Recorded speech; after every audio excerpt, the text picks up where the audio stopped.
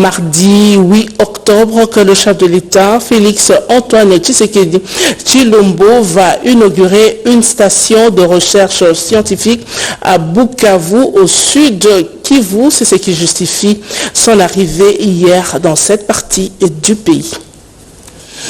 C'est par l'aéroport national de Kavumo que le couple présidentiel a fait son entrée dans la ville de Bukavu. Il était 15h24 heure locale. Au pied de l'avion, le chef de l'État a été accueilli par le gouverneur de la province de Okassingou-Abidjan et quelques autorités militaires et civiles. Chemin faisant, le cortège présidentiel a été ovationné par de milliers de Sud-Kivusiens. À la place de l'indépendance, le chef de l'État s'est adressé à la population rassemblée. Et Félix Tshisekedi a insisté sur plusieurs réformes et projets en cours de réalisation, non seulement dans la province du Sud-Kivu, mais aussi sur l'ensemble du territoire national. Notre combat sera celui de vous apporter la paix, une paix définitive, une paix nécessaire pour la stabilité de notre pays.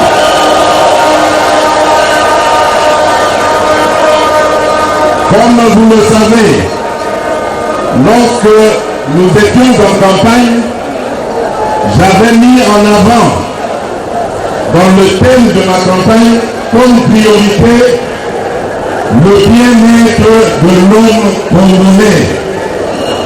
Et le bien-être de l'homme congolais commence d'abord par le défi de la paix. Je suis conscient des souffrances qui sont les vôtres.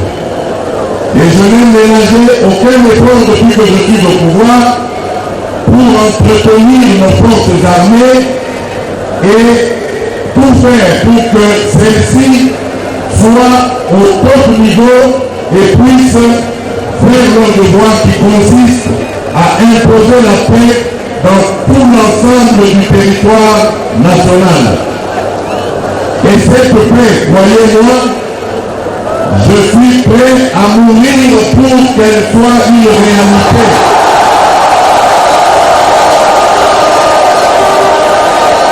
Arrivé aujourd'hui, le chef de l'État va procéder ce mardi à l'inauguration des laboratoires agricoles. Les élus du Congo central lancent un appel à la reprise du travail à la congolaise de voies maritimes, CVM en cycle. Ils ont été reçus hier par le Premier ministre Sylvestre Ilukamba. Un commentaire de Françoise Zoboué-Labouaki sur les images de Pompomba. Le dossier de l'arrêt de travail à la CVM est porté par les élus du Congo central. Ce lundi, le président de l'Assemblée provinciale, Dr Matousila, les députés nationaux et provinciaux ainsi que les sénateurs sont venus reprendre les discussions entamées la semaine dernière. Après les échanges fructueux avec le Premier ministre Ilunga Ilunkamba, ces élus se sont exprimés. Le gouvernement a pris en compte leurs revendications. Ils sont en train de traiter les deux cas simultanément. Cela veut dire rattraper le retard sur la paye, à discuter avec le ministère du portefeuille, ainsi de doter la CVM d'un outil de travail qu'on appelle une drague. Et ces montages sont en train d'être faits au ministère des Transports et dans un laps de temps, vous aurez la réponse sur l'outil de travail et la paix.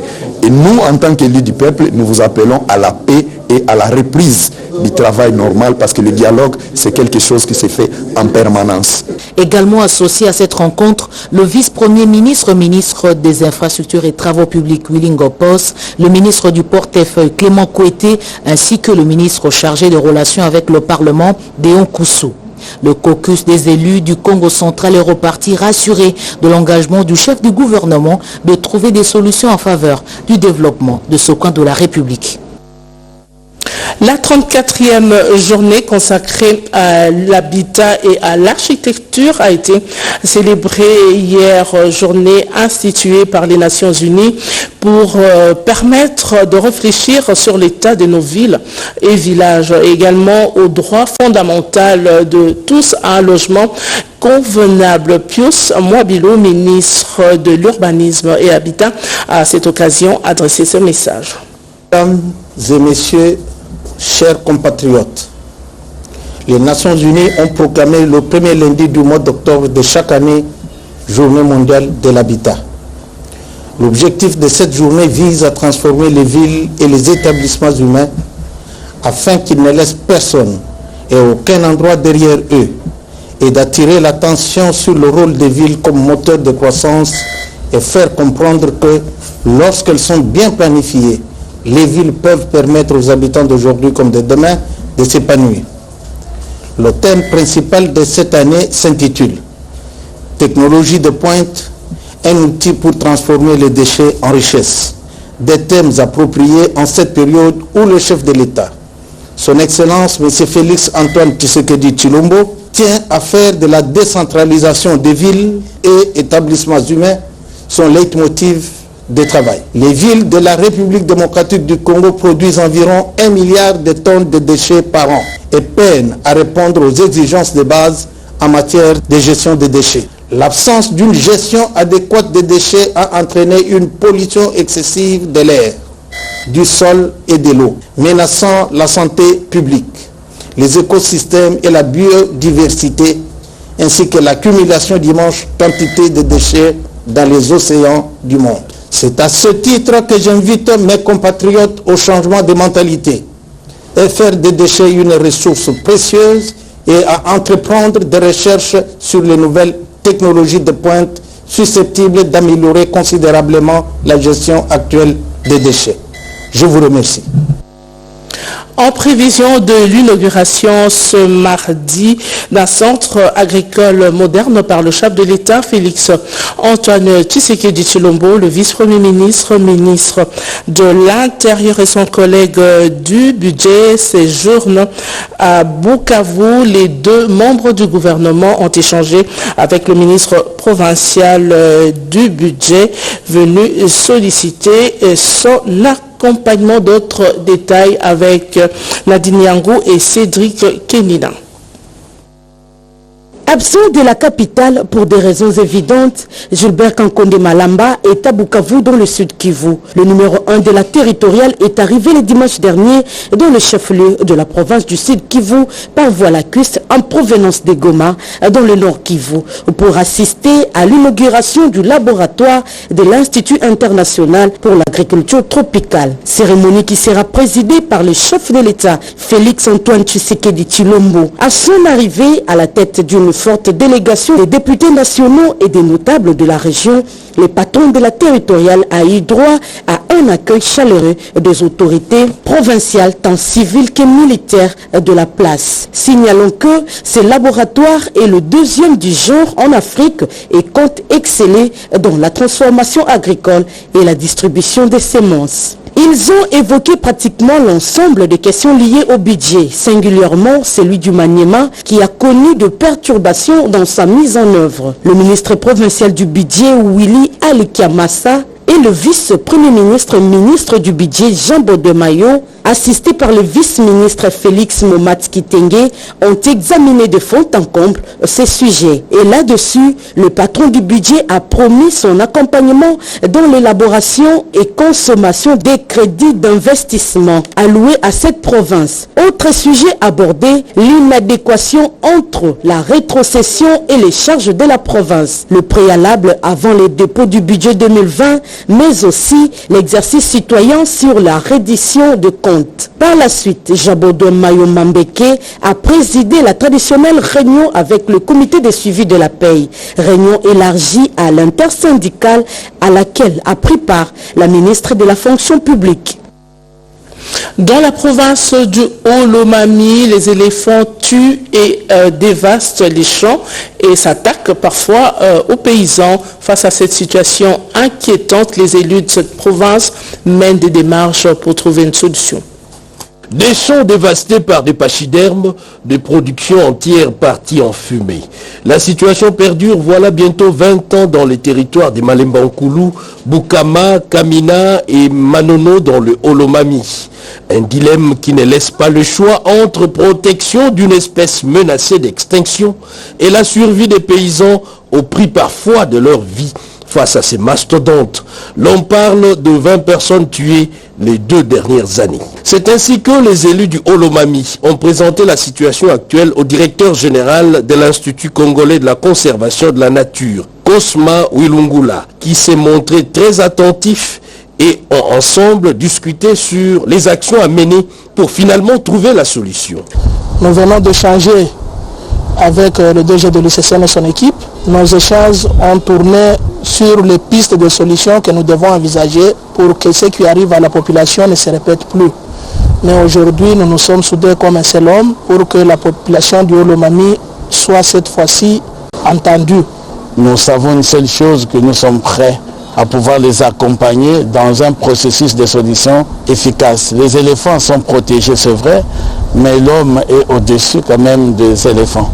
Sans les éléphants, nous savons une chose, qu'on a des problèmes de survie, mais avec l'homme, c'est celui qui garde et qui protège les éléphants. La question sur les conflits entre gardes des parcs et pêcheurs a été également évoquée. L'on envisage, concernant les éléphants qui dévastent les champs, une indemnisation des victimes ainsi que des projets de développement pour les populations autour du parc, une manière de garantir la paix sociale. Jeu de la francophonie. Dans le volet coopération, le ministre de la coopération internationale a échangé avec le diplomate zambien en poste en République démocratique du Congo sur la mise en œuvre du protocole d'accord sur l'importation de 5 millions de tonnes de maïs. Nancy Odia Nyango, reportage. Jeu de la francophonie Kinshasa 2021, après la réunion interministérielle tenue le week-end dernier, réunion présidée par le ministre d'État à la coopération internationale, intégration régionale et francophonie, maître Pépin Guillaume Manjolo. Ce lundi, les séances de travail se poursuivent, et ce dans le but de répondre aux soucis du Premier ministre qui attend des précisions sur le terme de référence de l'organisation de jeux qui répondent à un agenda précis avec des éléments de participation spécifiques liés à la jeunesse de la tranche d'âge de 18 à 23 ans, cible principale de l'événement. Bien avant, le ministre d'État Pépin Guillaume Manjolo a échangé avec l'ambassadeur de la Zambie en RDC, Frida Nyambe. Ce dernier se réjouit de l'excellence des relations de coopération entre les deux pays. Et on annonce également la signature du protocole d'accord entre Lusaka et Kinshasa sur l'exportation des maïs. Comme vous le savez, il est chargé de la coopération. C'est un ministre clé pour nous, pour la coopération avec notre pays. C'est exact. Le ministre du Commerce extérieur et celui de l'économie, de la RCDC, se sont rendus en Zambie, qu'ils ont signé l'accord entre les deux pays. Plus de 5 millions de tonnes de maïs zambien seront déversées sur le marché congolais dans les tout prochains jours, et ce, dans le cadre de cet accord de coopération. Mettre en valeur la presse congolaise dans le service de développement intégral de l'audit et promouvoir l'état général de cette thématique, tels sont des points débattus au cours d'une rencontre entre le ministre d'État, ministre de la Communication et Médias, David Jolino Diwampove Samakelele, et le représentant de l'UNESCO.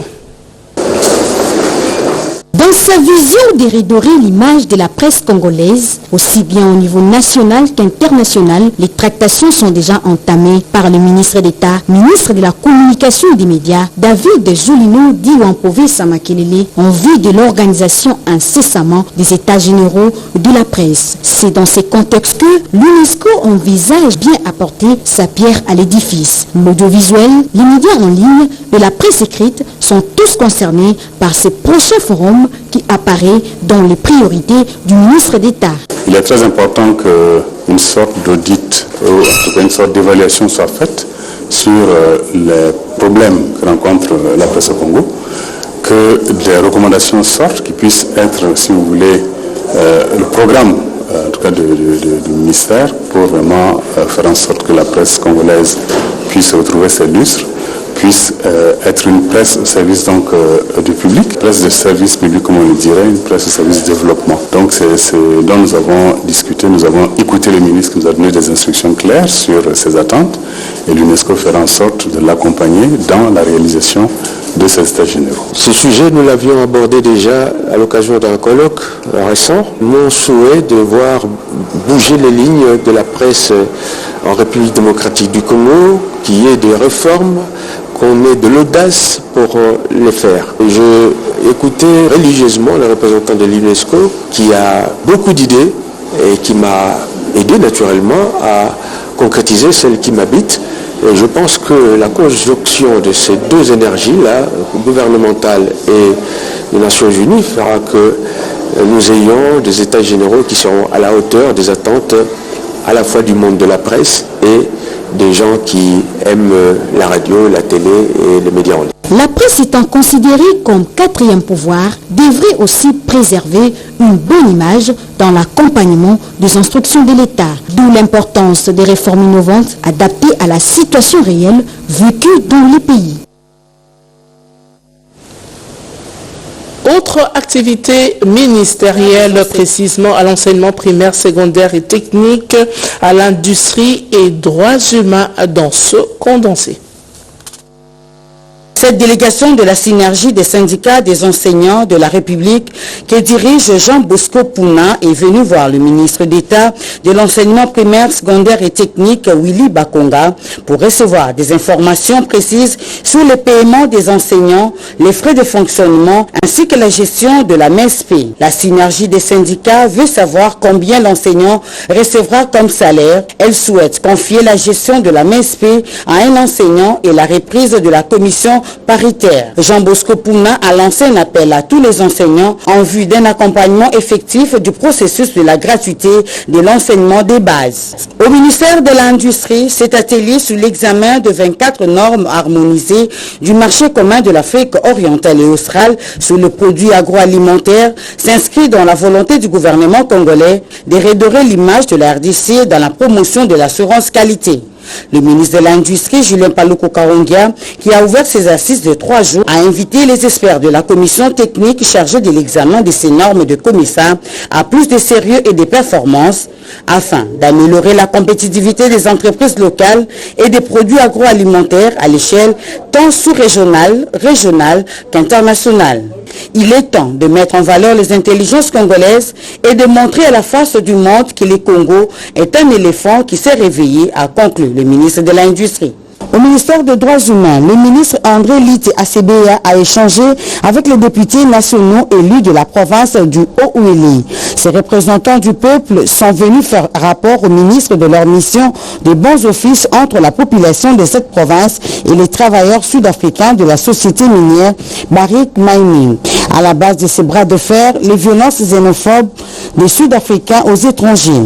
Le ministre des Droits humains, André Liti Asebeya, a promis à ses hôtes de s'impliquer personnellement pour une médiation entre les différentes parties afin d'une cohabitation pacifique.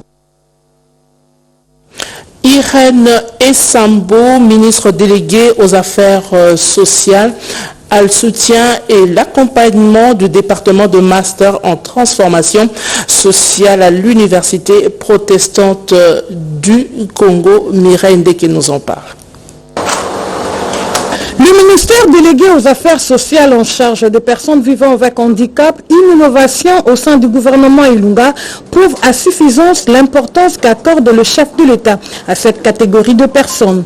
Il ne s'agit surtout pas d'une simple représentation physique de ces personnes au sein du ministère, mais surtout de l'apport de personnes vivant avec handicap dans la société.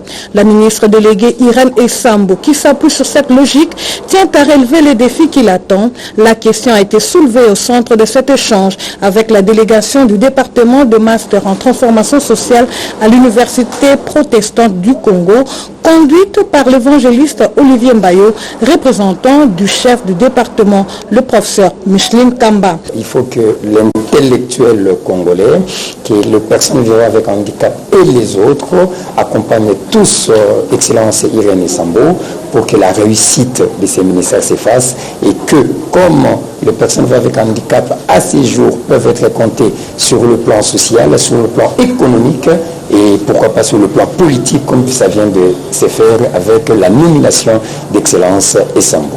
Au nom de personnes vivant avec handicap, le professeur Micheline Kamba remercie le chef de l'État pour cette marque de considération en tenant compte de la Constitution en son article 49. Je voulais remercier le chef de l'État d'avoir pensé à nous en étant un ministère qui est rattaché au ministère des Affaires sociales. Et c'est là où nous parlons de vulnérables, comment faire la promotion de personnes vulnérables. Il est préférable d'être transformé avant de transformer. La République démocratique du Congo a besoin d'une transformation holistique afin de parvenir à un développement intégral. Tel est le combat mené par ce département. Comment assurer la promotion des affaires en République démocratique du Congo? La délégation du Forum économique Investir en Afrique a informé le ministre des Mines de la tenue de ce forum en Afrique du Sud au mois de novembre prochain. La sécurité juridique des investissements américains a été au centre des échanges entre l'ambassadeur des États-Unis et en RDC avec le ministre de Mines, un reportage de Nadine Fotouka. Le forum économique dénommé Investir en Afrique va se dérouler en Afrique du Sud au mois de novembre. Cette réunion coïncide avec la visite d'État que le président de la République, Félix-Antoine Tshisekedi Tshilombo, devra effectuer dans ce pays. Ce forum met face à face le secteur public et secteur privé de la RDC devant les investisseurs internationaux. C'est dans cette optique que le ministre de Mines, Willy Kitobo Samsoni, a promis son soutien à cette organisation et son implication en vue de la participation au forum Africa Broadband Corporation. Selon la chef de la délégation de ABC, ce forum sera consacré à l'investissement, aux infrastructures, à l'énergie, aux mines et à l'agriculture. Dans un autre chapitre, l'ambassadeur des États-Unis en RDC a échangé avec le ministre de Mines, Willy Kitobo Samsoni, sur la sécurité juridique des investissements américains. Ma première occasion de venir visiter avec le ministre de Mines. Comme vous savez, les États-Unis ont de grands intérêts dans le secteur minier. Le président Tshisekedi a une très bonne réunion à New York, organisée par notre ambassade avec le Business Council International Understanding à New York, avec 20-25 compagnies américaines qui sont intéressées d'investir à la RDC, pas seulement le secteur minier. L'on se souviendra que le récent séjour du chef de l'État, Félix-Antoine Tshisekedi Tshilombo, aux États-Unis, a consacré une part belle aux investissements et aux affaires. La communauté Lega de Kinshasa remercie le chef de l'État, Félix-Antoine Tshisekedi Tshilombo, pour la nomination des filles et fils Lega au sein du gouvernement. Nous, cadres universitaires de l'espace Lega, aux fonctionnaires de l'État, aux cadres, membres de la société civile et notabilité, représentant la communauté Lega tout entière, nous trouvons à Kinshasa, en République démocratique du Congo, sommes fiers de compter 3 de nos sœurs et frères dans le tout premier gouvernement issu de la première alternance politique apaisée de notre pays, la République démocratique du Congo, depuis notre accession à la souveraineté nationale et internationale. À ce titre, qu'il nous soit permis d'exprimer nos remerciements les plus vifs à Monsieur le Président de la République, chef de l'État, Son Excellence Félix-Antoine Tshisekedi Tshilombo, pour avoir placé dans sa première sélection gouvernementale notre fille et nos fils, dont les noms et postes ministériels ci-dessous. 1. Vice-premier ministre, ministre du Plan, Madame Élisée Monembwe Tamukumwe. 2. Ministre de la Culture et des Arts, Monsieur Jean-Marie Lukondi Kikuni. 3. Vice-ministre de la Justice, Monsieur Bernard Takaï Sengumbi. Pour nous, représentants de tout un peuple, le peuple Lega, cette nomination est une très grande reconnaissance de nos valeurs et de la grandeur de notre peuple.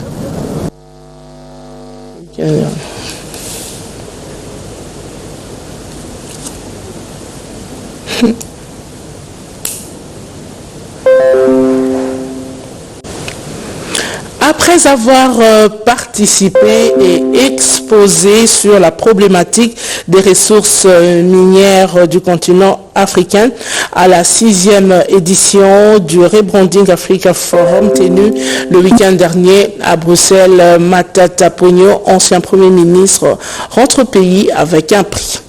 Une voix congolaise s'est fait entendre à Bruxelles, capitale de la Belgique, ville qui a offert son hospitalité à la 6e édition du Rebranding Africa Forum 2019.